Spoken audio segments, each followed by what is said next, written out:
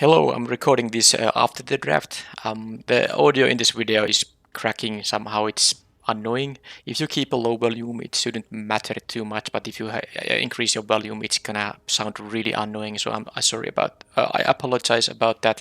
I can't, recognize that when I'm recording that there's gonna be some kind of issue like that. So I hope you can still enjoy the video.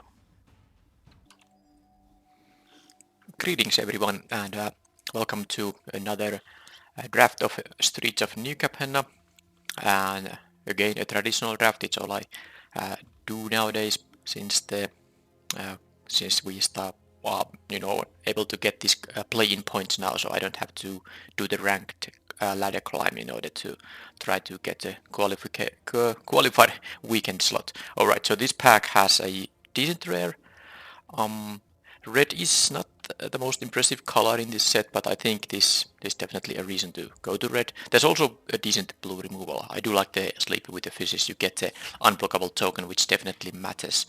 So these kind of cards are usually okay, but this with the unblockable creature is definitely much better than okay.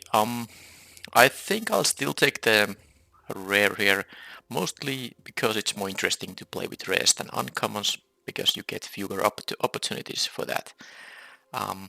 So yeah, let's see which direction this goes. I mean, red might not be open here, but if it is, I'm happy to start with this card. Alright, so this is an interesting pack. First of all, I have 3 of these mythic rares already from my earlier draft, so I'm not gonna pick the 4th one now, even though I'm completing the set all mythics by drafting. It's not gonna be a problem finding a 4th copy of this rather unplayable card later on when I draft this set. So, and even if I don't find it, it's not a big deal. There are decent options. First of all, the Pugilist just stays red, and it is a very good 5-drop / has the Blitz option as well. And the Jewel Thief is the second option. There's also this red-green 2-drop, which I quite like. Red-green might not be a very strong archetype, but this is the best green common. It would be an okay move to pick it here and maybe hope to wield this thing, but I'll just take the mono red card. It's a really good 5-drop, and of course, like I said, has the 4 mana option too when you don't have the 5 mana and want to do something with the card. So picking 2 mono red cards to start with the draft seems reasonable given the power of these cards. This is not like a bomb rare. It is still a good one, an evasive creature that gives you treasure tokens. Treasure tokens are valuable even if you don't get any additional benefit beyond getting mana. It's mana fixing still, color fixing, and mana ramp in some cases, so that's valuable. Here I'm not taking the ready to rumble, so or the colorless card, so I'm gonna take a card that has some other color than red, which is gonna be the Forge Boss. It's early in the draft. I might get a bunch of these sacrifice effects, and it's as a 4 mana 3/4 it's not the worst stat wise. It's a fairly weak pack. I do like the green card, but I do like this uncommon more, and like I said, it is early in the draft. I can draft a deck that actually gets this trigger a couple of times, because 2 damage is a lot. Even a single trigger from this thing can matter quite a bit, and if you get multiple triggers, it can be really, really strong. Now this pack has, well, basically, it has some nice cards. For example, if you really want to draft white backup agent is nice, but of course white and red don't combine well in this set without there being green also. There's the Roast Master, which I'm not taking. It's an okay 3-drop. There is the Deal Gun Bad. It's an okay removal, but I think I'll take the decoy now. I'm not sure I'm gonna be black, and this is a great 2-drop, and of course when you get to do the Blitz thing with 4 mana and force a trade, and you will net a card in the process, it's just very nice, and you can always play this as a 2 mana 3/1. There's nothing to be ashamed when you do that.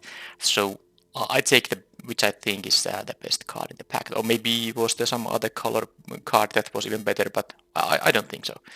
Anyway, this pack, okay, while I like the Fake Your Own Death, I might just not be black, or I might splash black, it's possible. It seems like I should be red-green after all. Don't think these cards are too great. This is Swamp Mountain. Okay, so basically this fixes all my colors if I'm playing red, green, and black. I think I take my second 2-drop. I don't think the Venom Connoisseur is that great, but this format seems to me to be one where you want to do something on turn 2 or you get run over. That's a real risk, that can happen. So even though it's not the best 2-drop, it's still fairly easy to get the death touch on offense for this, so you can attack into creatures, and of course it will block beneficially anything that has at most 2 toughness, so it's not the worst as far as 2-drops go. Alright, so here an unexciting pack. I think the dagger is quite decent, but I might just take the prize fight now. The high rise Sojak. If I was interested in blocking or interested in citizens, yeah, that would be an okay pick. But I think I'll just take the prize fight. It's fine. This pack though doesn't have anything too exciting for me. This is a really miserable 3-drop. At least the red version of this card, the 3 mana 3/2 with Alliance deals damage to opponent, which definitely is more valuable than just gaining a point of life yourself. So I'm not going to want to play this card, so I'm not going to take it. Here I could take the tramway station, I could take big score. I don't yet have any really good, I mean, it's a 4 mana card draw spell. Yeah, you get 2 mana back, but I think I'll take this just in case I end up. Okay, what happened there? Splashing black. I'm not sure I'm going to splash the Forge boss. Well, definitely not if I don't have any sacrifice synergies, which I think usually requires just being straight up red-black base, not just splashing for this thing. But who knows? Maybe I get several red blitz creatures. Then this could be splashable. And of course, green has blitz creatures as well. Alright, so here I could take Wrecking Crew, I could take, well, not the Fakey Own Death because I'm at most splashing. I think I'll take the Crew now instead of the big score. I'm not that big fan of the big score. This is a pretty, playable 5-drop. It's just that you don't usually, need to peak 5-drops very early, but I don't think that pack was that good. This would require a lot of 2 or 3 color creatures or other permanents. It's not going to easily happen. I think I'll take the Magician now. It's not great, but it does, well, trigger this twice, and I suppose doesn't do a whole lot right now, but it's a fine 3-drop. You can take the Treasure if you really need it and such like things. Alright, so I'll take the Mythic Rare now. I'm not taking these blue cards or the white card, which I think is quite bad. So I'm happy to redraft this after all. Alright, so here so these are traditional drafts, so best of 3, which means sideboard is a thing that you want to utilize. And here I think the Ready to Rumble, while not maybe a card I'm gonna play in my main deck, I'm happy to have the option to sideboard it in. Okay, the Capenna Express is interesting, but I think I'll take the Roastmaster now. It is fine. Okay, Sticky Fingers is actually, I mean, I would take this if I didn't have one already, but I take the Sticky Fingers because this is actually an interesting card, because when it dies, you draw a card, and usually in this set, creatures, when they get removed, they die. They don't get bounced that much. There's a pacifism effect and the blue lockdown aura, but even that is uncommon. There's very little exile. There's some, but anyway, when you get to land this card, it's pretty safe that even though the creature dies, you will get at least the card. And if you get some treasure tokens and the evasion, those are fine things to have. Now, am I going to stick red green, because I could take now a body dropper and try to move red black again. It's great to drop in the red black archetype. There's mana fixing, but this does only fix 2 colors. I'm not sure about the black, by the way. Definitely not playing black currently, but now it's a turning point in the draft. I could take the body dropper or the elegant Entourage, or however you say it. I think I'll take this because it's an uncommon, and now this means I will be moving to red and green. And look at this pack. So if you really don't like green, I think the black-red 2-drop could have been a totally reasonable pick to make. But I would like to take this uncommon. Plus, this card is quite good for a 4-drop. The +1/+1 and trample to someone else is definitely a trigger that opponent has to be, has to respect quite a bit. All right, so here this pack is of course well, not maybe insane. The rare is amazing, and then there are called in a professional. There's a strangle. There's the voice of the vermin. Another nice 4-drop for green, also an uncommon. But of course, I'll take this now that I am green. This is just a almost a bomb rare.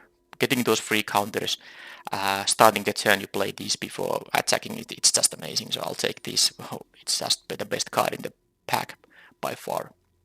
Okay, so sadly I didn't get the fixer back in the previous pack, which tells me that there is someone else in the table that is drafting exactly red and green or base red-green deck, because this is not exactly playable when you splash either of these colors.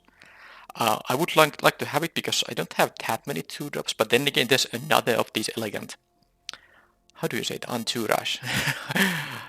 Okay, you can point me. Well, maybe I can try to check it afterwards if I remember on Google Translate or the pronunciation thing, how to say it. Anyway, I think I'll take it. It's pretty decent, and this is going to mean I'm quite unlikely to play black in here. Forge Boss and Tramway Station can go away now. Let's look at the curve now. As you can see, it's a fairly decent curve here, but I do want to have some early plays, so mostly creatures. And yet I have a 2-mana card, but again it's something you can't really play on turn 2. There's a murder, but it's also a double caster, not exactly splashable. There is a voice of the vermin. Well, let's take all the uncommon 4-drop green cards, I suppose. I'm not interested in another 5-drop. I'll just take this instead of the second prize fight. Okay, now a Jewel Thief. This is really easy. I would be happy to take an initiate. Another murder here too. But I would be happy to take this as just a 2-drop, and the Death at activation is not that expensive, only 2 mana, and definitely makes your 2 mana 2/2 quite relevant when it can trade with anything if you have some spare mana. Okay, but anyway, Jewel Thief, the best green common, very easy pick here. Another Forge Boss, also a body dropper. So imagine if I went here the red-black route, I would actually have to make this painful decision between these 2 cards. Well, I don't have to worry about that now. I'm not going to splash the Forge Boss or anything like that. I don't really have any creature sacrifice energies. I have some number of Blitz creatures, but that's pretty much it.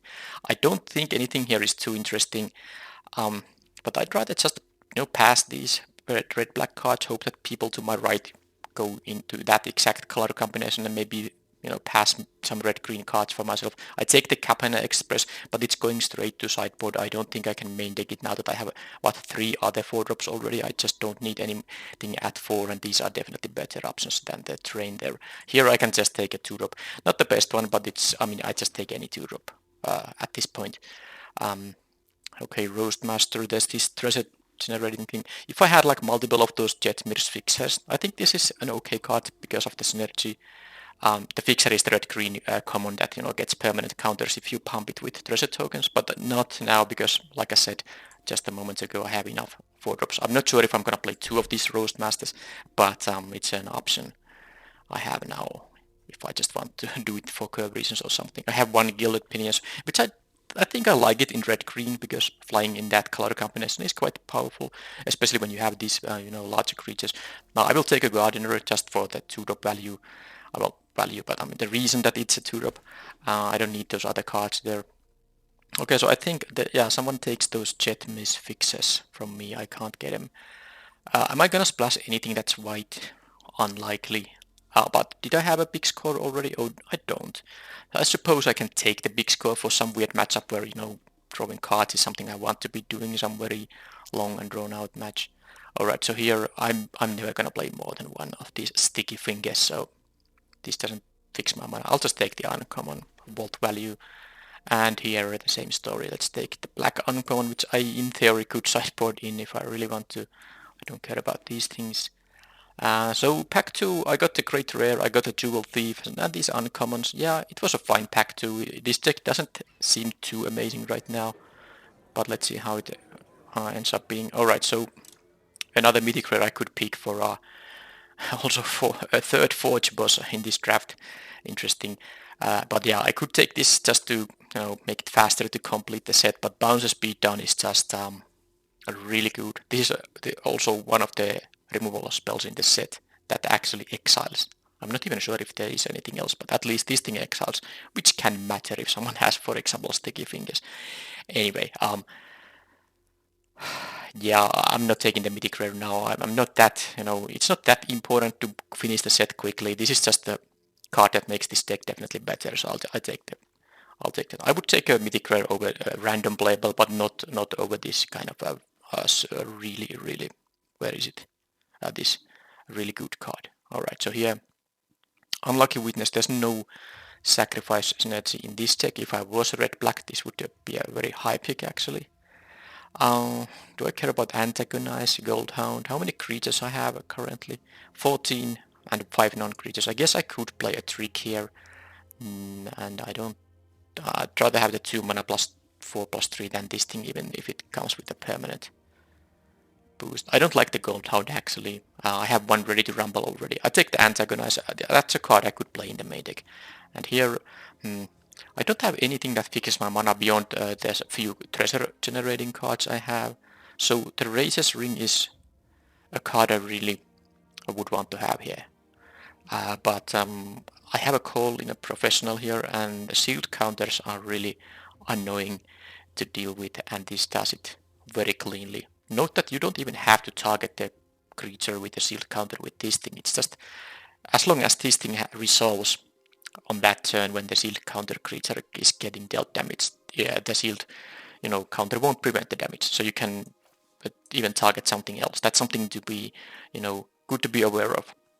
That you can kill a random 3/3 and then some other creature with a shield counter still won't get the benefit from the shield counter that turn because of the wording of this card. So this is definitely a good enough card to pick over the mana fixing land. Okay, that's an interesting rare. There's a 2-drop, but I'm not gonna pass the Jewel Thief here. I actually have now a reasonable amount of 2-drops. 1, 2, 3, 4. Well, 4 is still less than I want to have, but definitely Jewel Thief is just way too powerful to pass up here. I don't think there's any uncommon or common 2-drop I would take over Jewel Thief for these colors in this spot. So I'll just take these and hope to get some random 2-drop still in the draft, which doesn't happen here. So let's see, how many citizens do I have? Okay, 4 out of 15. That's definitely making the takes to the streets maybe not quite good enough. I do maybe like the Plasma Jockey a little bit better here. I don't think I care about this because red-green is just not interested in blocking that much. I don't think so. So I'll take this aggressive creature over the 3 mana 2/3. And this has the Bleach option. Did I take a Jewel Thief out of... I thought it was my 3rd Jewel Thief, but maybe there was Jewel Thief in some other pack that had an even better card. Because I somehow thought I had 3 of these already, but I apparently don't, unless I did mispick something. Alright, the Rocks is a little bit unnecessary here. And this is what the 3rd murder I see in this draft. But there's nothing... I mean, I don't need anything else in this pack, and I guess there's a small chance I can cast it with the treasures. Alright, so there's a prize fight, but there's also a quick draw dagger. I have one prize fight. This gets me a treasure, but usually later in the game, because you don't really play this often on turn 2 and get some good value out of it. I think I'll take the dagger here. I don't want to have another Antagonize, because I do like the dagger quite a bit. Okay, now I get a 2-drop, and it's also a very good one. I do like this quite a bit, and I'm very happy I get my 52 mana creature just in the first place, because it's really important to not fall behind. Alright, so here I don't think I'm gonna need this either for fixing, even though I don't have any fixing, but it's just a 2-color deck with some treasures even, so I'll just take this uncommon. I don't need a 3rd of these Roast Masters, so whatever. Here, I don't think the Gold Hound is good, not in this deck at least. Maybe in red-black it's a little bit better, but here I just take 20 gems. I'm not also interested in having more than one ready to rumble. It is too expensive, so I don't think there's going to be a matchup where I actually want to have multiple of those in. There could be a matchup where I want to have more than one of these working crews, but I'll put this 2nd copy to my sideboard for now. I think I have 26 non-lands, so I'm gonna most likely play 17 lands, which means I'm gonna cut 3 of these cards already. And yeah, I'll just take the charm here. I don't need another of these sticky fingers. And here I guess I get the social climber, which I'm not gonna put to the main deck. I think I have a creature curve is actually decent. I would want to have one more 2-mana creature, but and here it is, but not for my colors. That's actually quite decent black 2-drop. It's pretty funny. It's the last pick here. If I was black, I would be very happy to have it as the last card. Okay then. So for the 3 cards, I'm gonna have 9-8. I'm gonna cut them. Sometimes when you have the automatic lands, which it is by default, and you change your deck, it actually the game changes, adjusts those automatic lands to some other composition, and you maybe don't even notice it. So I usually cut the lands just to make sure that I have exactly the count of each land that I want to have. So I cut those, and then I cut 3 cards. I think the antagonize is easy first cut. Then I think I will keep all these 2-drops just because I want to be able to play. With 5 2-mana creatures, you definitely will have to keep hands that don't have a 2-drop, but at least this maximizes the chance. I mean, if I would cut one of these, even though there are some unexciting ones, it would decrease my chance to get a 2-drop on turn 2. So easy cut here is the Roastmaster, number 2 at least, and then that's already 24, so I don't have to cut more than 1 card here. I think I'll keep both of these 5-drops because I don't have anything more expensive. I think I have a lot of beef in this deck, so a couple of 4-mana 4/4s, there's the 4-mana 5/4, and then these 5-drops, and this means I have a lot of power and toughness in this deck, which usually you have when you play red and green. So I don't care about the fact that I don't have any 6-drops, for example. I'm definitely having enough big creatures here to push through, especially with help of some of these tricks here. Although I just cut the trick, but I guess there's still the quick draw a dagger here. So that's 5 3-drops. I'm not going to cut any of these. If I would just easily cut the Roast Master, but this is now 17 creatures. I guess a creature is cuttable here. Plasma Jockey is another a good point is that how necessary that's going to be in this deck specifically. I don't benefit from the Blitz at all. There's no sacrifice synergies. There's no card with a casualty ability that I could combine with this thing, and I don't think I really need to make opponent's creatures unable to block in order to push damage through because of the size of my creatures. And this as a 4-drop is fine if you don't have a lot of 4-drops, but I have here 4 other 4-drops. So I think the Plasma Jockey is the easy card here. That leaves me with 9 red cards, 14 green cards, and I will play the Sticky Fingers. It has not that much synergy here, but the treasury is still good, for the Jet Miss fixer, and of course for the rocks if I actually get to do the thing with it. And well, sometimes you are just stuck at 3 lands or so, and multiple spells in your hand. It's definitely worth having plenty of treasure in that case. But this still gives menace to a creature, which can matter. So I don't think it's greatest in this deck, but okay, well, maybe now I talked myself into cutting the card, because I think I could use the normal, there was the type creature filter still, so I think I could use the antagonize, because what's the best case scenario? I play a 2-drop, which is not even that likely in this deck, and then I play a Sticky Fingers on it. And then I can, assuming it connects, I will get a treasure token, so I will have a tapped land, and assuming I have my land drop, I could play a 3-drop that turn too. But I don't think it's actually that necessary here.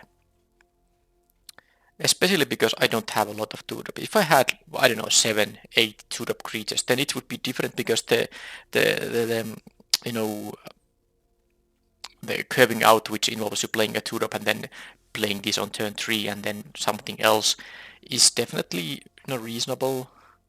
And yeah, I have only one fixer and one of these rocks. This is not enough treasure energy. Okay, I don't need this. So I will play the antagonize instead.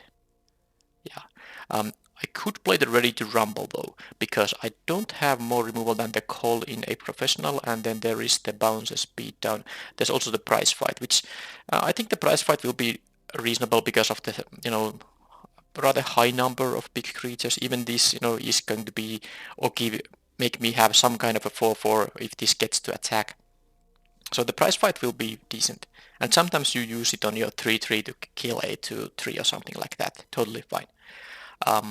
So I could play the 5 mana kill spell, but I still think I mean, if I would cut a card, it would be the Witty Roastmaster. But then again, with 16 creatures, it's gonna ping a few times. And what is important when you don't have a lot of 2-drops is to have at least something to do on turn 3. So I guess I will keep my 3 mana creatures here just so that at least I can do something on turn 3. Now the call in a professional is something I can also do on turn 3. I don't have a 2 mana removal spell, so I mean prize fight is kind of, but not for turn 2, especially when you don't have even a 1-drop, so it's literally impossible to cast this on turn 2 because I won't have a creature then. So 1, 2, 3, 4, 5, 6. So 5 creatures and a call in a professional that can affect the board state somehow on turn 3. So I think, yeah, I'll use this as a sideboard card. The Ready to Rumble is not quite good against some decks when you're gonna remove a 3-drop. Most likely, then you pay a 5 mana to remove a 3-drop. It's definitely great against some cards in this format. For example, the Mana Fixer triple color cards, the commons. This I think kills everything there. They are 5/3, 5/5, 4/5, 4/4 flyer. Yeah, this kills everything. So and they cost 5, 6, or 7 mana each. So this is gonna be good against that. It's also good against the Wrecking Crew and some of these random 4 mana cards. It's fine to kill a 4-drop with this, but when you have to kill a 3-drop, it's usually not really that great. So I'm gonna use this against decks that has some expensive creatures as targets or just some crazy bomb I have to absolutely kill.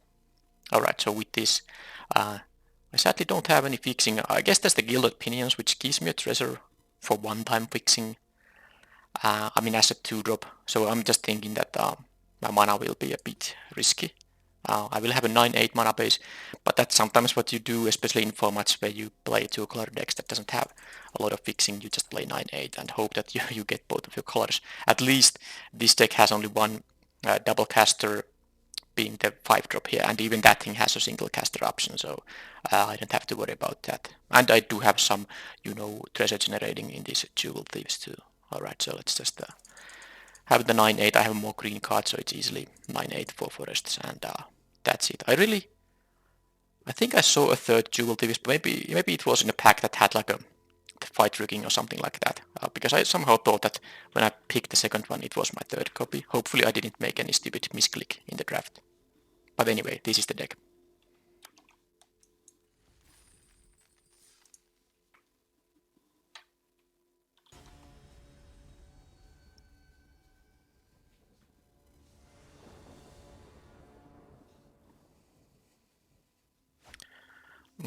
Okay, I have a reasonable hand.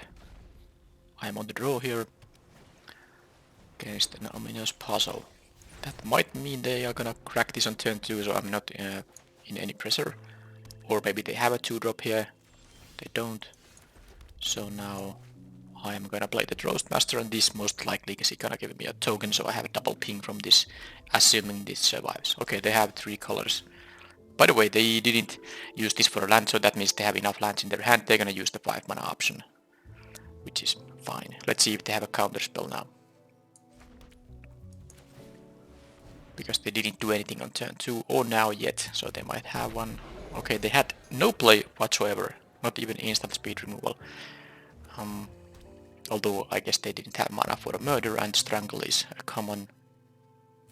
Don't really care if that dies. Okay, they mill themselves because that's something that this color combination definitely wants to do. They benefit from having stuff in their graveyard. And now I'll just, well, don't have much options here.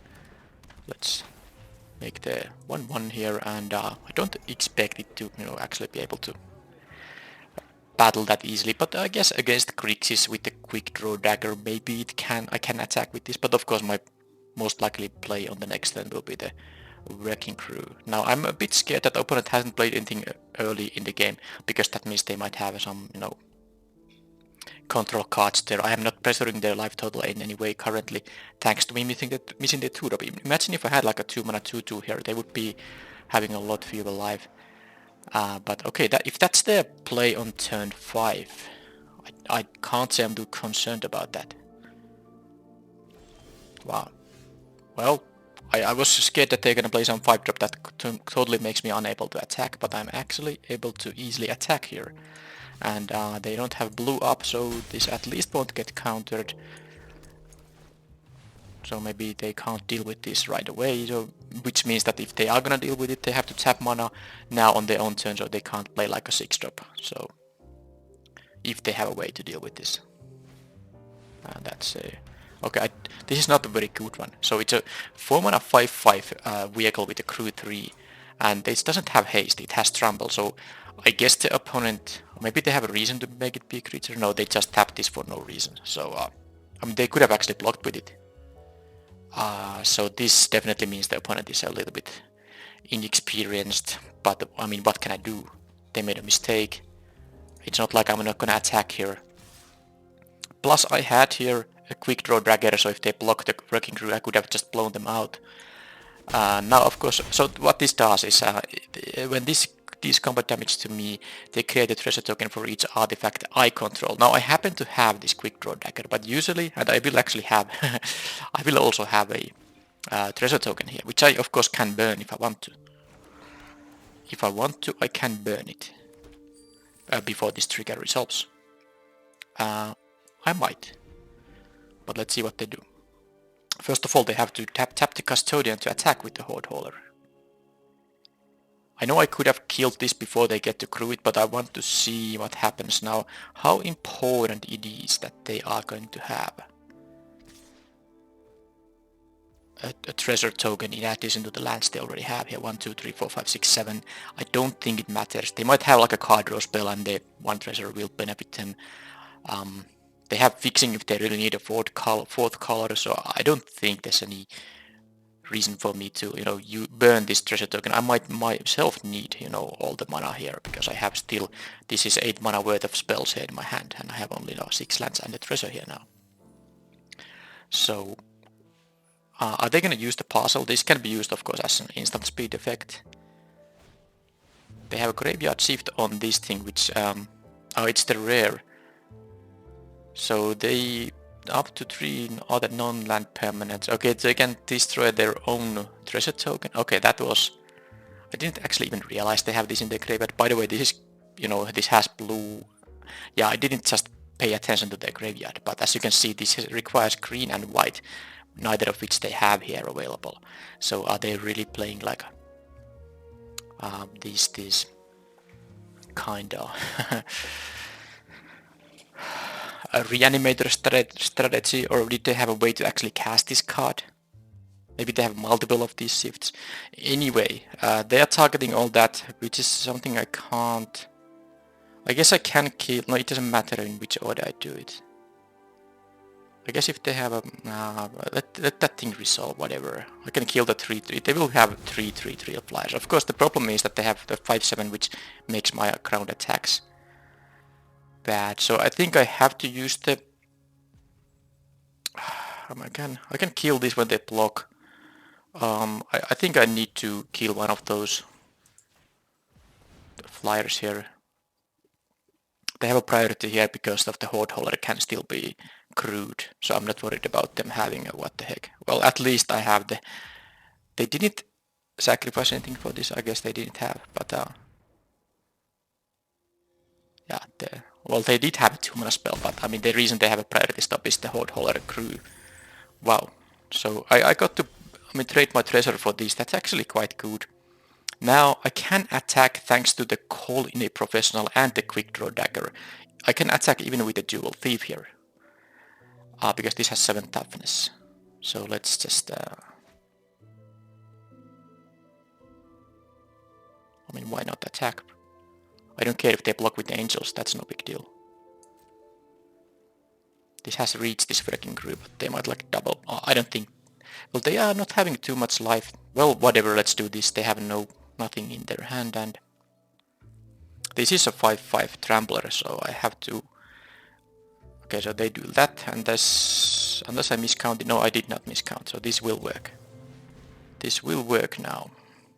This is gonna be a 4-4 and first strike for this turn, and then of course this is gonna be dealt 3 damage, so it means that the first strike will handle this Soul of Emancipation before the Thieves is gonna die, so... And they go down to 6 here. They have no cards in their hand. They can attack with 6 in the air, which I can't help. But this thing has vigilance among other things, which is great. Should I move this equipment somewhere else? Don't think it makes any sense, because I might double block this thing. Even if I move it to a token here or this thing, it's only 4 power. I can't kill it, so they can attack with this, but I'm at 15. Let's say they can't really threaten lethal here unless they draw something amazing here. Okay, fight rigging of all things here. Pretty good stuff. So what they can do is they can block with this thing by tapping one of the 3-3. So they can block with the 5-5 and the 3-3 flyer. Now, I think... Okay, first of all, I'm gonna just see what's the hideaway. That might matter. Now, I can't make anything, 7 power this turn, even if I move the thing here. But, okay, antagonite. Okay, the rocks is probably the thing I should have here. Because you have to cast a spell when this ability resolves, so it's not very great bit. Let's have this thing here. And now I can make the Jewel Thief into a 5-5. They can double block it. But yeah, they can always double block it in a way that... I don't want to lose the Wrecking Crew, that's the thing here. Because it's the thing that can block these flyers. So I can make this into a 5-5. With the fight rigging, and then attack, and then they will double block with these, or they will block with the Horde Holder, it's fine. I take those trades. Of course, with the fight rigging, I'm winning the long game here, so I just hope they don't draw anything too sick here. For example, one way for them to still win here is to kill the Wrecking Crew and beat me with the flyers. But hopefully they don't have anything too great going on here. If they double block with the flyers, I'm happy. Now they just block with the Horde Holder, which is... still fine, because it's a annoying attacker, although I can have a 5-6 blocker, but then again, if they do find a way to deal with the Wrecking Crew, then both these flyers and the 5-5 trampler would be annoying attackers. Now this is a crew 3, so they can't just easily attack with this. They would have to have a creature with 3 power or more. Okay, so they actually did... look at this. So let's see what they mill now, so I know what to expect in the next games when they have this, reanimator thing. So they just drew that thing, which is, pretty decent, but still not the worst. I'm very happy I didn't attack with the Wrecking Crew, because I still, assuming they don't draw another, good interaction spell, I will just be able to attack anything, the 5-5 or the flyer, one of the flyers, and I'm at 15, so they can't really go all in here, and they don't even want to wait, because they actually were in a position to still, survive for a couple of turns. The 5-5 blocker means I can't attack with these guys. Even if I put the counter and the equipment there, this is going to be a 4-3, can't attack into the 5-5. And if I attack with the Wrecking Crew, I think they want me to do that. So they can crew it. So I can make this into a spot 6-7. And then they can crew this into a 5-5. They can block with a 3-3 and a 5-5. I can't kill more than one of them, and they get rid of the Wrecking Crew. It's not a good attack for me. I wouldn't have done that. So I think the concession was a bit premature, but I guess they drew a land and they were just didn't want to play the game where I have to draw multiple lands in a row, and then that way, and they find spells and win me while I have the fight rigging going on there. All right, so with this information, so I think I mean, do they have white and green sources in the deck, or is this there just because of the graveyard shift? They have a murder here. There's the make disappear pugilist. Couple of deal gun bats. All right. I don't know, but anyway, I won despite them casting that thing. I'm happy about that. Ready to Rumble does kill the vehicle, even when it's, just an artifact because of the second mode here. Wrecking Crew didn't seem to... I mean, it's good against these, but I'm hoping they don't get this Soul of Emancipation on the battlefield in the next game, maybe. It doesn't seem like it's that easy for them to achieve. So Antagonize is actually quite good response to the -3/-3 spells. Actually very nice because it's a 4-mana spell. This is just a 2-mana spell. I can just counter that spell. I don't think I particularly need anything here. I don't see any need to play the Ready to Rumble just because they have the vehicle there. And I quite like all the stuff I have here. So for now I will just keep this build here. Don't sideboard anything, but maybe if I lose the game I might change my mind before the game 3. Okay, so opponent chose to go first. They mulliganed right away to 6 cards, and I have a pretty nice starting hand here. Again, I don't have a 2-drop, but I actually have assuming I draw enough lands that I know that I can cast the Pugilist, I could easily play this on turn 3 and the other Thief on turn 4, and then use the both treasure tokens to get this. This is, I mean, 6 power of trample and a 5/4 on turn 4, and that's even when I miss my 2-drop, which I still, I have 5 outs to draw a 2-drop creature here. So this could be pretty strong. Hoping they don't have the counterspell though, because they did have it. Oh, they got a swamp out of all things here, which means they have a murder in their hand. Okay, just an initiate. Sure. Will I block that thing? I kinda don't want to.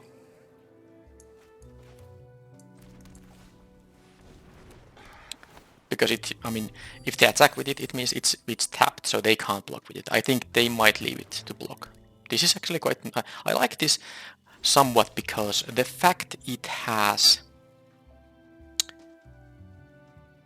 this activated ability in a graveyard. It's draw 2, then discard a card. It's definitely better than draw 1.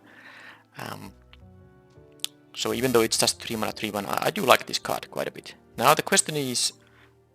well, first of all, I am offering the trade. There's no reason for me to, save this somehow. I mean, this is gonna trade with it anyway. The question that I'm figuring out here is that should I attack, play the security rocks here or not? Because I can play this, and if they have the counter spell, they can't counter it now. But this did resolve quite fast, though. So the thing is, if they have the annoying counter spell, they actually can get rid of this. That said, I don't need these for anything, so, I mean, it's such a valuable play if they don't have... They could have just a murder there also. They can murder the 5/4 and still have the 5/3/3 here. But I'll see now what happens. Okay, so at least no counterspell. I think they have a murder because they fetched the second swamp there instead of a mountain. I guess they just drew the third one just and were a bit unlucky in that sense. So that's the murder dealt with. I have the Pugilist. Now I realize I have a bunch of lands here. Oh, but I drew another 5-drop, which is great. And they missed the land drop. That does mean they have 4 spells in their hand. Which of these... I mean, this is better to keep alive because of the attack trigger. So maybe I will play... I mean, if they have an answer on my things, whether it is a counterspell or another murder, I play this first because this is less valuable. But now that they don't have anything... Okay, so that's actually fine. Oh, that's actually... Wow. Okay, so... Just after I said I have a few too many lands here, I have drawn a few lands, then I draw 2 really good draws. First of all, just a very efficient 5-drop here, given the situation, and then when they drew Death Touch blocker, I can force them to block this thing, and I get value out of it. This is because they have to block this thing now, and I can deal them 7 damage here, and I will even draw a card while this assassin dies here, so this is just... This is great. And this also shows that when you play, 3 colors, sometimes you just miss one of them. I do like the 2 color decks and the base 2 color decks that have maybe a splash. Now I'm not sure if the deck is, base 2 color with a splash, but definitely they could probably use the the red mana somehow. Here I could just win here because I can haste this up. Yeah, I don't think there's anything for 1 black. Definitely no reason to, not try to win here. This is 12 damage. I actually could beat 13 with this, because this deal 11. I get the devil, which is attacking when it enters the battlefield. That's 12, and then of course it would be 13 even. But yeah, that was pretty easy. Opponent really, they mulliganed to 6 and didn't have the best draw possible. So easy win for me in the game too. Okay, I got some kind of a rare. Sure.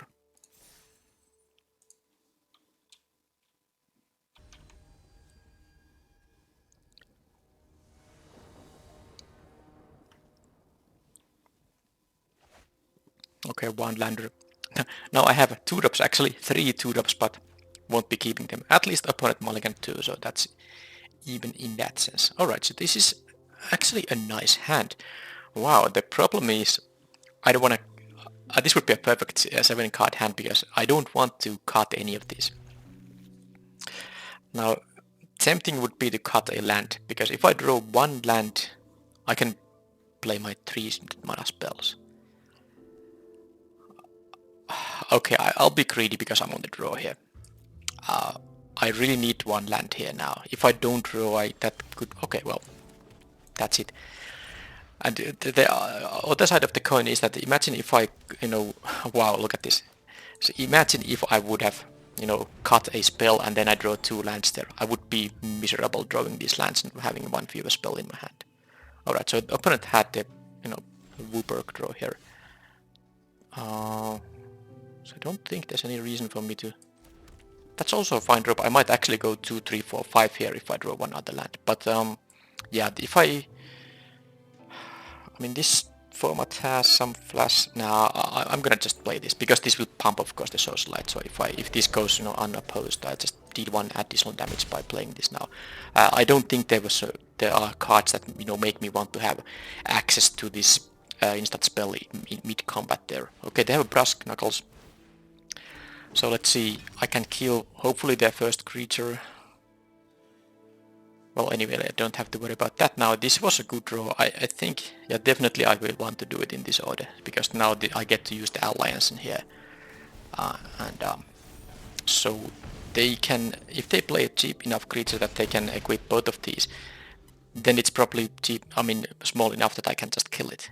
Because these don't do anything unless they... What happens now? They just don't do anything that affects the board. They need to do something, kill spells. Maybe they have a rat effect there. Maybe they don't, because they are just, dying here right now.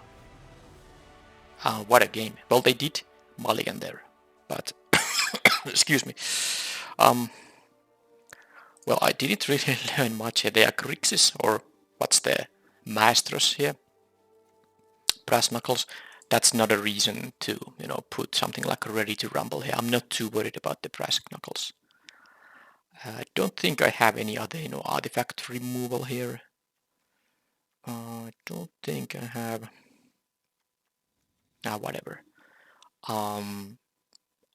I saw nothing that makes me want to sideboard anything, so let's just have the same deck and see.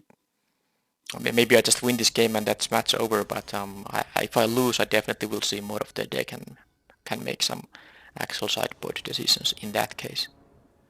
This is a Grixis opponent. What was the alias of the previous one? Hey, this is the same kind of hand. Opponent kept this time. I won't be keeping this. I would need to draw specifically a mountain to even consider this hand good, and even in that case I would need to draw a 3rd land. Now I have my bomb rare here. I have a Jewel Thief. This would be great if I just knew that my first 3 cards had 2 lands in them, one of them ideally a mountain. I can't take that risk. I would take that risk at 6 cards, and then I'm getting these. So this doesn't even have the 2 drop, so if I draw 1 land, that's nothing. So this is doing, I play this on turn 3 and it does nothing. I basically would be playing this. I have to go to 5 now. Okay, so that's at least a playable hand. So let's get rid of the 5-drop, and I guess I am more interested in the 4-drop than the Bois, the Venom Connoisseur. So let's have something impactful here, so I can at least maybe curve out 2, 3, 4 here or something like that.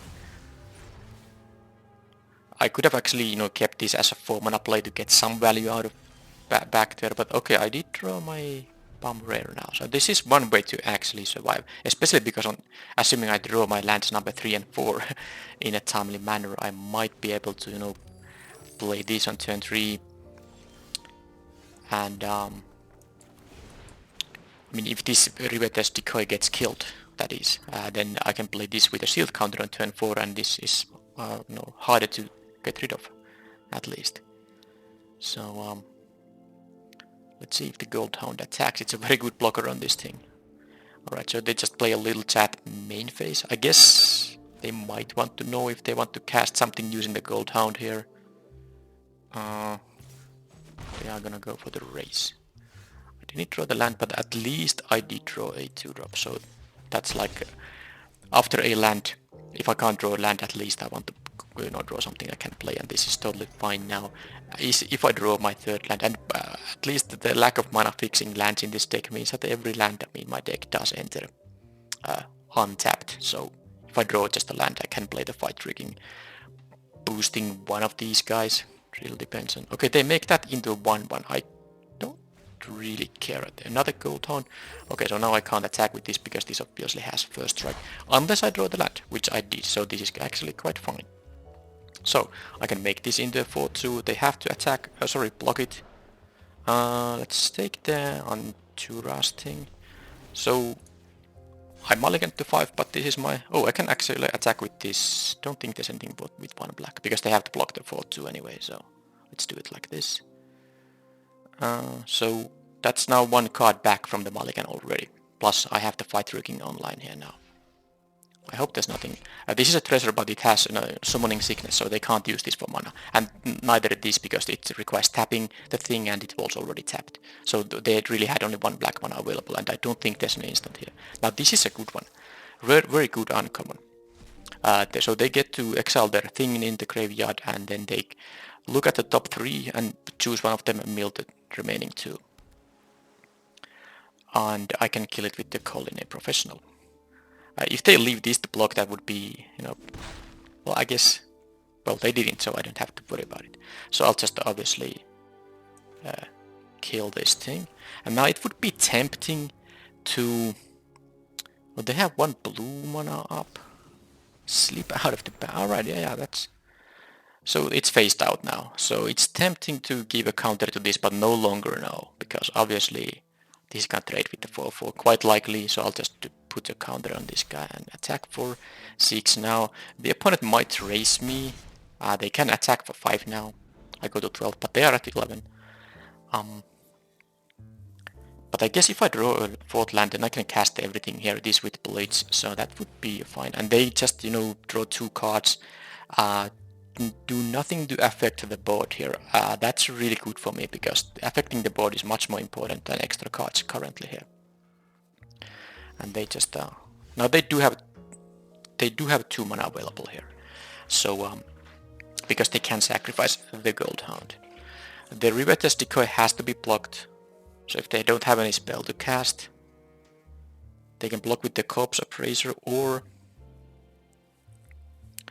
they can block with the Gold Hound, just jump block. Anyway, I'm not going to attack with the legitimate business person, because if I did attack with both, they can just jump block the decoy and then eat this for free. No point doing that.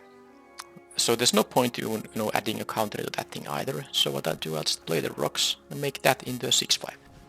Or they might have a counter spell. If they sack the Gold Hound, that is.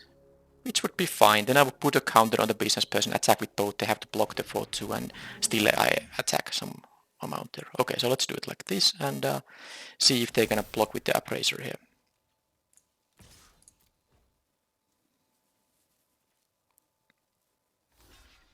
Yeah, this rare might save me from this multi 5, because It is really ridiculous. Also, next turn, if this gets the 7th counter, so how this works, then if you control a creature with power 7 or greater, I get to cast this for free. So, oh, they had a hostile takeover. Well, that's definitely a way for them to come back to the game. That's an amazing card, and it's the amazing thing here is that I mulled to 5. I was, you know, a hostile takeover, just wiped my board while didn't kill none of their guys, and I'm still in the game because of this fight rigging. So the worming is the better option right now, I think. Although this has manis and it can give me a treasure token. I mean, this is whenever one or more creatures I control deal combat damage to a player. But the thing is that they can just jump block this with the gold hound. I even lose the shield counter. So this at least makes it so that they have to have 2. Okay, let's do it like this. Hopefully they don't have more removal, because of course if they just have, more removal there, they can win the game by me, I will hit a pocket of lands at some point, and then it will be quite miserable. But it's not desperate yet. Okay, they have a super crocodile there, so they can't attack with the gold hound if they don't want to give me the treasure token, which I don't think they want to. This has menace. And if I get to connect, yeah, that's exactly how it goes. And that's fine. Quick draw dagger though. Not good enough. They can deal a total. Well, actually it is kinda good enough. It's just that it is tempting to play this. So how it goes, I can add a counter here. It's a 4-5 menace. Then they'll double block it. And I play this, it will be a 5-6. Which doesn't allow me to kill this crocodile, but it does, get rid of the gold hound. But I'm not even sure if it's worth it. I'm actually quite sure it is not. So let's do it like this instead. And I will put a counter on the Voice of the Vermin here, because it's harder to deal with. Next turn I can make this base 4-4. And if I want to. I mean, assuming I can attack with this. Yeah, of course it will be a bit if I don't make these. Okay, well, it is a little bit difficult now. Okay, they have a wow. Okay, so I was quite happy before they played the hostile takeover, and then the follow-up they are having here is pretty crazy. I'm gonna decline obviously this right now. I can make that choice on my turn too.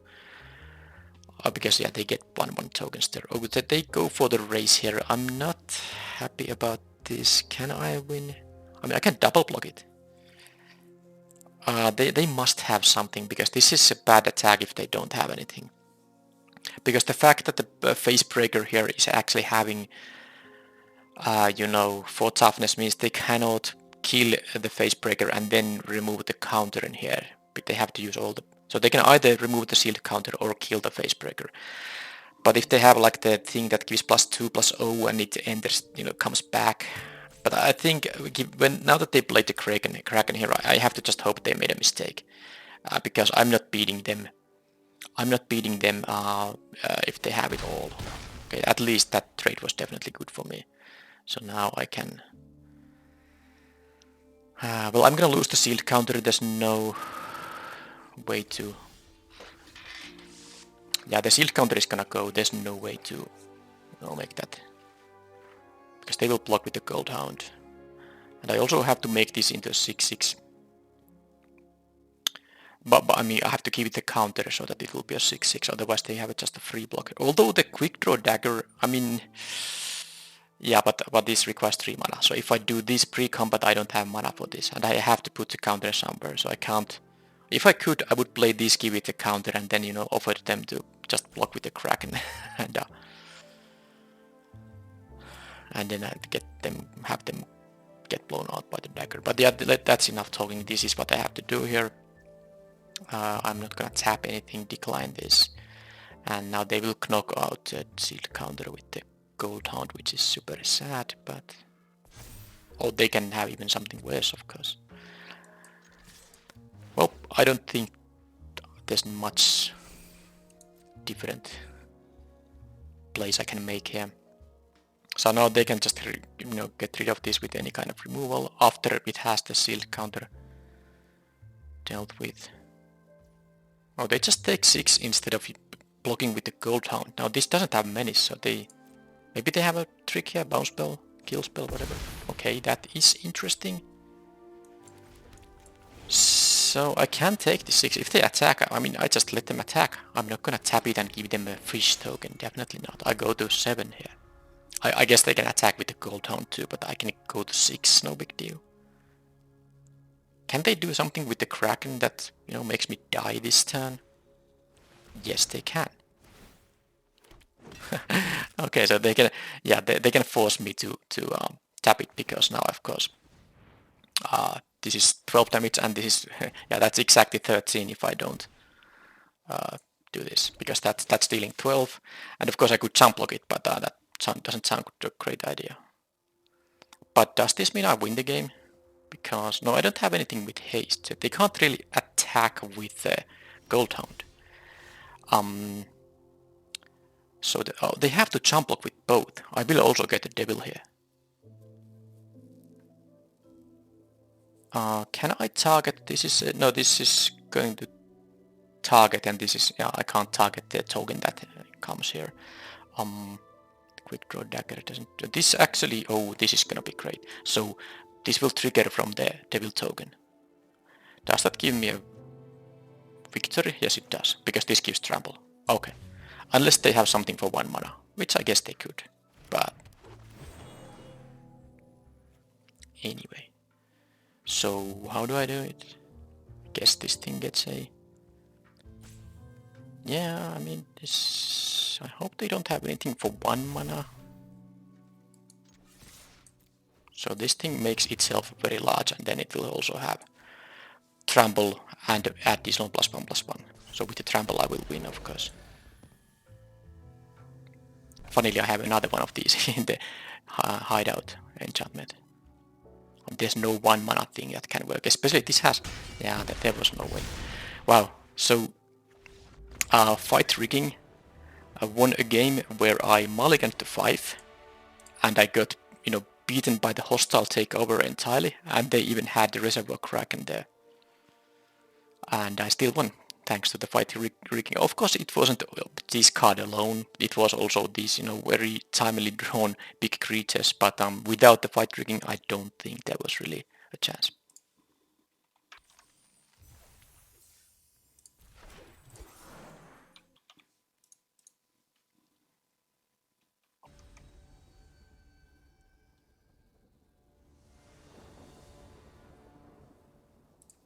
Okay, I get to be on the play, and I do have 2-lander. I don't have the red though. I have a 2-drop here. The thing is that if I draw the red, this hand is just amazing. With the face breaker, can cast the fixer too, which is not too bad later because it has the pump still. I have the bouncer speed down. Okay, I'll keep it and hope I at least draw the forest for this thing. I guess I can cast this because it's an instant by, you know, attacking with this, tapping a forest for mana, then untapping the forest, and then in that same declare attack step. I will have 3 mana for the beatdown if they have some non-black target for it. Okay, well, I don't have to worry about that now. I did draw the 3rd land, the wrong color, but well, the land itself doesn't have a color, but you know, produces the wrong color. I still can have a good curve out potentially if I draw the mountain right now. They have this excellent 2-drop. Such a nice 2-drop. Definitely amazing. And there it is. That is sweet. Now, they are most likely going to block this thing anyway. But if they are not going to block it, they have a reason for that. So at least I will incentivize them to block. I mean, why would I attack with this thing first?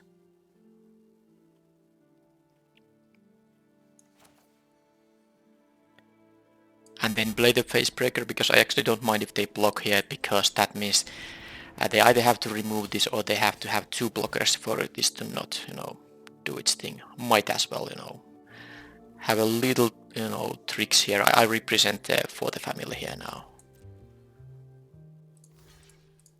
Okay, they do block here, and I think here for a while and let that happen. I mean, they were gonna block anyway, but I just want them to think that I have that card in my hand, although I didn't have a stop here now, so I guess now they know I don't have it. Now, look at this. The best white common or the best common in the set followed, I mean, after the, one of the best white 2-drops there is, at least that common. Still, it doesn't matter because I have a pretty good start here myself. Getting free treasures here. Play the rocks now. There's no... Well, I can't get... Yeah, let's just play this. These treasures will be useful for them. Oh, and this... they will be useful for this own ability, which I haven't been able to use yet. Or maybe I have, but I have missed it. I mean, this has... I knew this has the Exile the Top card ability, obviously. It's not just making treasures, it's making treasures and giving a very nice amount of value for the treasures. I don't think I mentioned that during the draft when I talked about this card. No, I didn't. Yeah, so I kind of overlooked it there, but I have played actually with this card before, and this is definitely nice with the Exile ability. So I don't need to, I mean, the fact I just hard casted this is no big deal because I have plenty of other uses for the treasures, both this ability and permanently pumping the fixer here. So I'm facing a very good start from the opponent, but a very good start from me means that I'm totally in the game, and I'm actually looking at the board here now. I'm winning because I have a 2-3 minis and the 5-4 with very nice engine with this thing if the opponent doesn't deal with it. And if they deal with this thing, they still have to deal with the rocks. Okay, their deck seems pretty good, but that might not be enough. I mean, 3 mana 2/1s against my board here might just not be what they need. I mean that's still a very good play, but well, one thing at a time. First, no reason to do anything than just attack here. It's a play, so I played a land. I wasn't planning to use this ability on this turn yet. But if I was, I shouldn't have played the land in my hand. But I want to play this and have the bouncer speed down here, available without sacrificing the treasures. So that was totally fine. And now, of course, the opponent can't. Well, look at this. They have double raffins. I mean, they can have more, but currently they have double raffins in format, double inspiring overseer. That is sick. But my red-green beaters are sicker than what they are having now. These are good value, but of course, if you pay 3 mana for a 2/1 when you are under pressure, it's not that great. And they also used the turn 4 for these two, so they used, because they didn't use the leftover mana for anything, that means that they are used effectively 4 mana for the other 2/1. And now with the bounces beat down, now of course the fact that they do have now, mana available, it's not so easy. I'm not even sure if I want to sacrifice my treasures for this ability right now, because I might want to use for the fixer. I think I'm not going to use that ability this turn. I'm also not going to attack with it because I want it to survive. But I will play the land. This now threatens to be what I have. Well, I don't have 3 and 3 basics, so this can be. Come on, I have 8, but I have treasures, so I have 8 mana. Yeah, so this is threatening to be a 6/6 now, and this is a 5/4. So I take any kind of double block. I have this thing. So what I do here is I simply attack with these and see what the opponent, does now. I'm not sure if I want to use the beatdown if they double block the rocks. Actually, I'm pretty sure they might have, one of many tricks now. So I just take the double block because it's very good for me. And then if they have a trick, I can respond with the bounces beatdown in that case. Yeah, it's definitely because they can't, block both of these efficiently. They can jump the other. They can, put the 2/1s on the rocks and the 3/2 on this, but then I can just play, pay some number of mana to make this into a 4/4. So I'm not too concerned. I will just let the damage happen. The question is how much am I gonna pump here if there's no kill shot available. That's a 3 mana spell. There is a 1 mana red spell, white spell that it's 1 mana if they target a red creature. Otherwise it's 3 mana. It deals 4 turn attacking a blocker and they gain 4 life. So, okay, so they went for the informant play here. I think what I'm doing here, I'm sacrificing 1 treasure for the fixer right now. Because I'm gonna pump this twice anyway. And I want to still play the Exhibition Magician this turn. So the second one I'm gonna do it like this. And now, you know, they have whatever they're gonna do here now. I will respond with the bounce speed down if they're gonna pump the informant here. With Revelation of Power, so this is just a totally fine turn. I don't get a treasure now, because they don't get dealt damage, but I mean, they have no board. I still have this 3-3 fixer and this 2-3 menace guy. And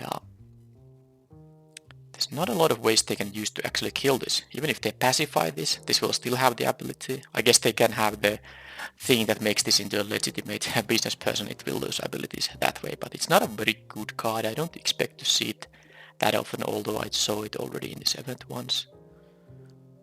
They have 4 cards still in hand because, you know, these things draw cards when they ETB. It's amazing what a common can be.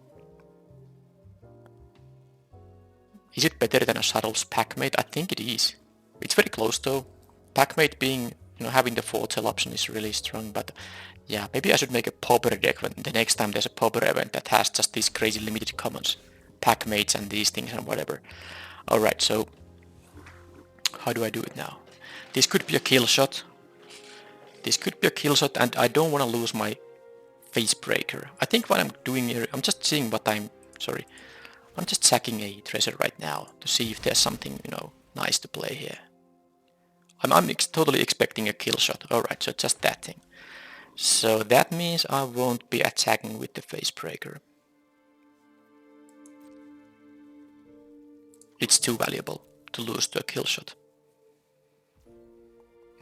How many times? They might have a counter spell. I guess if they counter this, it's not such a big deal. 1 extra damage though. But I can pump this once, and if they kill this, well, they will still have. But anyway, point is, I can use 3 mana on this and still have, you know, 2 mana to pay for the counter spell. So let's do it like this. Run out of town. Okay, so interesting. Do I wanna draw that? It's because it will be a 4-4 even without using any treasures with the 2 mountains here. I mean, is that better than a random draw? It might be. I'm gonna actually draw it. I don't think I need the okay, treasure gives me cards though. Alright, yeah, let's make a treasure token. It's going to be... Yeah, sadly I can't, you know, cast this, so I'm not going to use it now, but yeah, a card is better than a 1-1 for sure. Unless this thing just gets dealt with somehow. Still the treasure will be useful with the fixer, giving it a permanent boost. Okay, the fencer, not something I'm concerned about at all. So now I can attack also with the face breaker here. Am I going to... Yes, I am. Sorry, it's here. I'm gonna sack this. See what happens. Gilded Pinions. Well, I can cast it. That's actually good. That is actually good. No, yeah, I'm gonna offer the trade for the Magician for sure.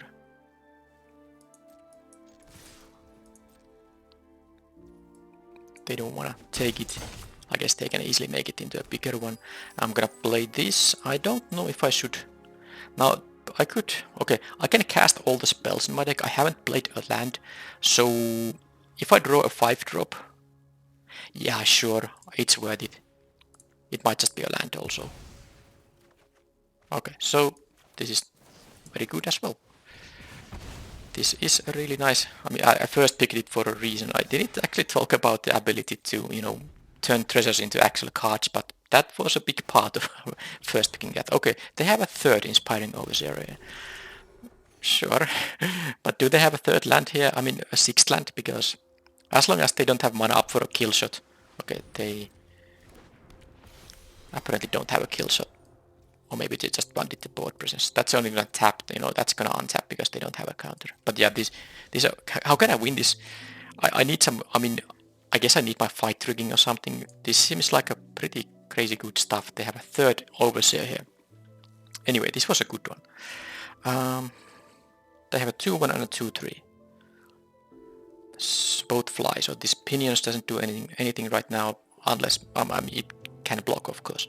So I won't attack with this because it gets killed. The question is, am I going to pre-combat? This threatens to be a 4-4 anyway, so they can double block, but I mean in that case they'll lose both of those. It's fine. Yeah, I think it's worth it. Okay, just a land, which is, you know, totally fine. I don't have to draw it now. And then I can allow them to block this with 2 of those. They don't have to know about this. I have still mana to cast this post-combat, so pretty easy turn, I would say. If they don't block, they take, you know, 4 damage because I will pump it twice regardless. And I'll get a treasure token. So I think they kind of want to block, but then again, they have only 2 cards in their hand. So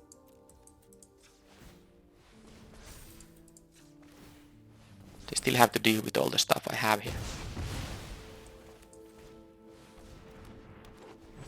And now they have the 4 mana rat, which is in the format, the white rat that just kills everything. And if you have a multicolored, if any player has a multicolored permanent, or is it the creature, they get to draw a card before everything gets destroyed. But anyway, now they have a 2-2 and a 2-3, so they have done a decent job. And also they fly, so the Killer's Pinions, not good offensively in this matchup, but it's definitely good defensively. Now this is gonna make some other creature get +1/+1, so I can just make the Magician into a 3-2. Sadly, if I pump this, it's not gonna, I mean, it's still a 3-4 and it dies to a double block. It doesn't even kill both of these. So all I can do here currently is just, yeah, I kind of don't want to, I don't want to attack with this. They will double block and lose this pretty nice effect I have. Now either this trades with the regulator, they can block with the initiate, but that gives me a treasure because this has trample now. If it trades with the regulator, I'm happy with that. I don't want to lose the Entourage. That is such a good trigger for the alliance. So, I mean, be my guest. Plus, they can't even, you know, start attacking with the life linking initiate here. Okay, so they actually give me the treasure, which is incredibly valuable with the face breaker here. I'm not sure if they wanted to do that, but they did, and I will definitely get my card from it. Am I gonna take? Nope. Fight rigging. Well, sure, I can play that. And then I should just, well, first of all, play one of these. It's, I don't think it's too relevant. I do like the equipment a little bit more than this at this point in the game, so let's have the equipment there. I don't need the mana for anything, so let's make, I don't know, this guy a 3-3 flyer. So no, it's not a 3-3, I'm a fool. I am a fool. Well, I mean, in that case, let's make this. I somehow thought, I mean, maybe because this gives +1/+1, I was somehow confused that this will also give a stat increase. It doesn't, only flying. Oh, they can tap. Now, look at their deck, by the way. Triple Regulator, Triple Overseer. That's a really good deck. I'm really interested in seeing how can I win it. But of course, this game is easy to win, especially with my draws being like... But of course, I have drawn multiple cards here, so... let's just cast this thing. This will be a Death Toucher. And I can give it Trample too, if I want to. Although if I give this a... I mean, again, they could have a kill shot, and now they can kill the Entourage. I'll get the Fight Rigging counter as well. Fine, yeah, this gets Trample and Death Touch because it's a really good ability combination, and then this thing gets just the, you know... So if they have a kill shot, then they have to use it. This can't be killed otherwise. So, I mean... So what if I lose one of these guys, then I still have one left, and I will get a treasure token here. Because they, even if they double block it, this will trample over 1 damage. And well, okay, I don't get a treasure token if they have an answer on the Connoisseur and then they jump block this, but that's a pretty good place to be in. And now they just realized that there's no winning this game. I had too much good stuff going on. And now the question is, how on earth? Well, I mean, I just won easily. Despite them having all these, I didn't have any trouble here because of the cards I had here. This thing really showed its value. So if you are starting a draft at some point and this is your pick one, just pick it. And you know, you can't just get treasures from other places. You don't have to rely on this attacking thing. It's easy to generate treasures in this set, so I mean, how many extra cards did I get with it? A lot. And it's all on a 3 mana 2/3 menace, which is, you know, a reasonable limited card by itself. Alright, so Wrecking Crew is something that I feel, because I'm assuming that they are gonna be able to, you know, have kind of gameplay where they just kill me with flyers before I can kill with my ground guys, so I think I'll have a Wrecking Crew number 2 because of the reach. I'm still having the Pugilist here because it's just very good, and I don't think I need the where is it, the Roast Master. They can just trade off with the 2/1 that draws them a card. It's not a great deal to me, so 2 toughness, 3 drop here seems a bad idea. Anything else that I absolutely want to, you know, get rid of? Nope. Anything else I absolutely want to have in the deck? I don't think so. So this is the deck.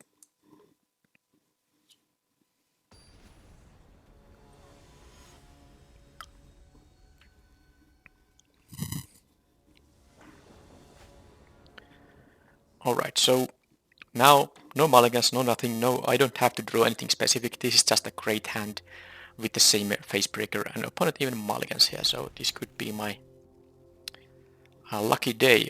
Lucky day because I have actually drafted 3 times earlier today, and nowadays I don't record all the drafts. It takes a lot more time to draft when you record, so I've just made the decision to not upload daily drafts. I will just record some of my drafts and upload those. Anyway, this is my 4th draft today, and the earlier 3, all of them were traditional drafts. They were 3-0, a 2-1 and a 3-0. So this is a really good day. Even if I lose this match, I will have another 2-1 to add to that record. Okay, no counter spells, no 2 drops. And let's see what's there. 3 drop blade. It's one of these overseers that was kinda obvious. Now the thing is that they're never gonna block it if I do. I mean, I can't get them with the dagger this turn, obviously, because this has a threat of activation. So, and I definitely don't want to trade here now. I think with this hand I should, you know, erase.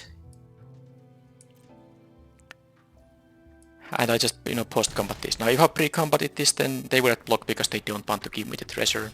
Now they have to deal with this, or I start getting the treasures. Or I guess if they pass with all the mana open, well then I can just attack with the fixer.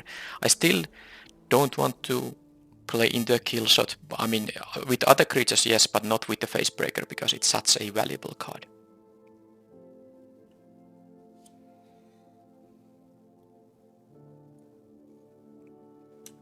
So they are 20 because this gave them 1 life, and this this made them also gain 1 life. So let's see if they can erase me. I have a pretty decent stuff here, of course, and well, I was just about to say, of course I need to draw some lands to get my 5 drops going on. And I did, so, well, it's the perfect land, even this now threatens to be a 4/4. And yes, I'm not attacking with this guy, because a kill shot is a real possibility. I'm losing 2 damage here, and also if they just bounce this away, I don't even get the treasure, but I think if they bounce something, it's the Facebreaker, so I'm just playing around the kill shot here now. Yep, so that's fine. And I can play the security rocks just, yeah, put that on top. It's something I should definitely have on top of my deck. And let's have a 5/4, so this makes them, you know, the race is a little bit harder for them now that they have 2 power and I have 7 power here. They can bounce this. Okay, now this is a really good card. They connive, and when they connive, they get to bounce something. So that is, their deck is amazing. I mean, that's just all the cards are so good. Now sadly, because I don't have the 5th land here, can't even attack, although they would just block it even if I had, you know, the 2 mana for the pump effect here.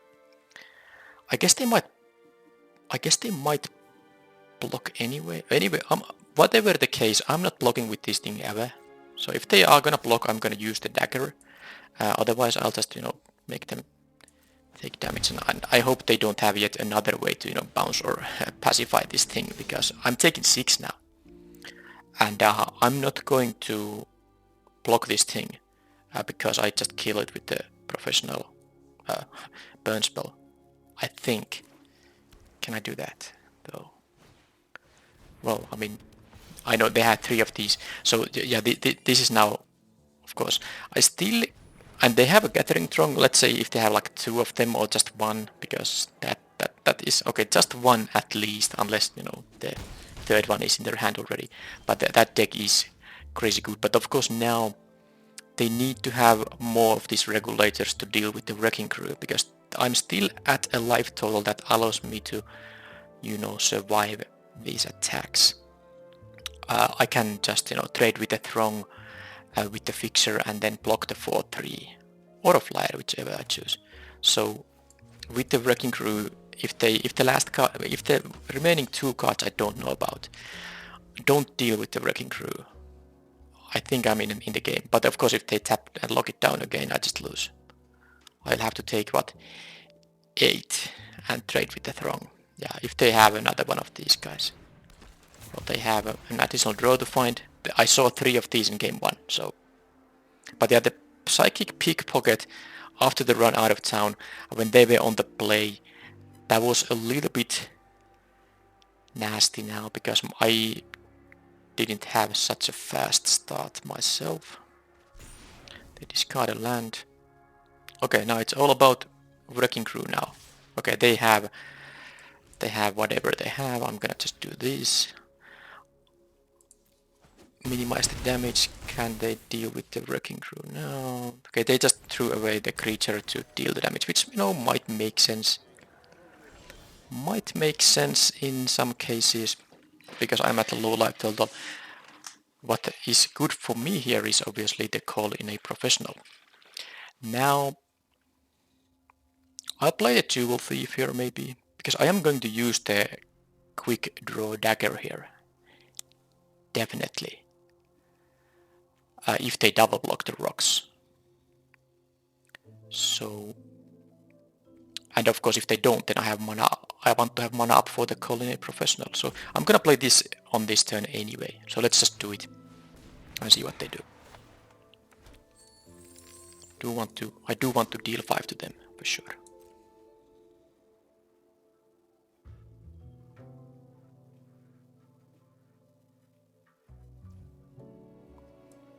So now I hope they don't get the regulator, because now I'm going to a low life total currently, but I can block 2 of these guys and burn the remaining one. But if they can tap down the wrecking crew or bounce or whatever, that's gonna be close. I'm not exactly dying, but I'm gonna be very close to dying. And I don't. Oh, but I have a hasty attacker on the next turn, so can I win on the crackback? Let's say they have a run out of town, but if they have a regulator, then it's bad.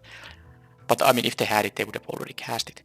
Although that only taps, that doesn't lock down anymore because they don't have a counter. So if they have a run out of town, they bounce the wrecking crew, attack with everything. I block the 2/1, and then I kill whatever there just to survive. And then I will. Oh, the Jewel Thief will survive. This Rocks is gonna attack. That's 8, and this is hasty 5. Okay, a run out of town is not gonna win the game for them. Let's see what happens. They have no attacks whatsoever, so don't think I want to use the call in a professional right now.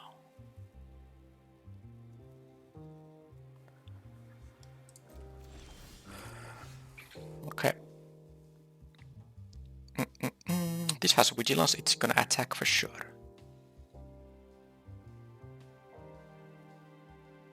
I mean, the fact I don't play this thing is very suspicious, of course. But I do want to have mana up for both the dagger and the call in a professional. So I think I'm kind of forced here just to do it like this. So here I'm gonna play the dagger. This also has trample, because why not? So I'm gonna... Wait a minute, is that enough for the burn spell to finish them? Yes, it is. Okay then. So now I'm in a very luxurious spot to actually play around multiple things. So I think the safest... Normally I would upkeep the Colin Professional here. But the problem is with that is that let's say they have the 2 mana counterspell. But if they have that, because this has also Vigilance, so they would have to have the 2 mana counterspell and then deal with both of these. But they could have a pump. So okay, the safer way to do this thing now is to do this maybe on their end step or something like that. I did let them draw a card, which could be the counterspell on this thing, but I think it is the safer way to do it like this, because they of course don't have a lethal attack now. They will have to have multiple things, and that doesn't do anything. They don't even draw a card because they don't have anything with the counter. This is, by the way, a worse card than this, because you're usually happy to get one card out of this. It's a 4 mana 3/1 flyer. This is a 3 mana 2/1 flyer. You know, better mana value for your mana, and this just draws the card right away. Okay, so now I think they have to have the counterspell, and after that they will just lose the game. Yeah, there's no way. I'm not gonna play this now. This just wins the game. Yep. So that was an interesting. I mean, turn. Was I supposed to upkeep that? I thought that because they had 2 cards in their hand before the draw step, so one of them has to be the counterspell. Okay, well it's a counterspell. And then the 2 things they can have. So what I mean, they can have a pump spell in their hand, and then they can draw another regulator, but then they don't have mana to, because they would have to use 2 mana for the counter spell. Of course, I didn't have even the timeouts to think all this through, but normally in this case you want to upkeep the Colin Pro for the lethal, force them to have the counter among the cards they already have in their hand, and if they do, at least they have to tap mana on their turn. So doing it on your own turn would only make sense if they are tapped out, of course. I mean, it was a scenario which probably didn't matter too much, but I think it was safer, because let's say they do some kind of an attack, all-out attack, and then have a pump spell, then I can respond. I mean, before that attack, they would of course have to deal with my blockers. So I would just respond to the pump spell with the Colin Professional, and then I have a lethal counter attack myself, especially with the Pugilist here, because we can have haste. So I thought it was safer to just, see what they're going to do on their turn, and then end of turn this burn spell. Anyway, that was an amazing deck from the opponent. But this red-green archetype that, is maybe, according to 17 lands data, the blue, white, and green is the best colors. People have had most success with it, and this red green specifically and red green black, if you go 3 colors, are not really doing that well. But just look at the quality of the cards in this deck. I think what the deck was kind of missing out of the commons was of course a strangle or two.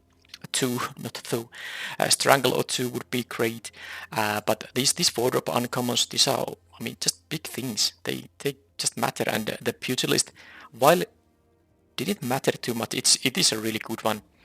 And of course, double of Jewel Thief is amazing, and well, the Fight Tricking is just amazing rare, and also the Professional Facebreaker. If it doesn't get removed, it's very easy to get a lot of value out of this card.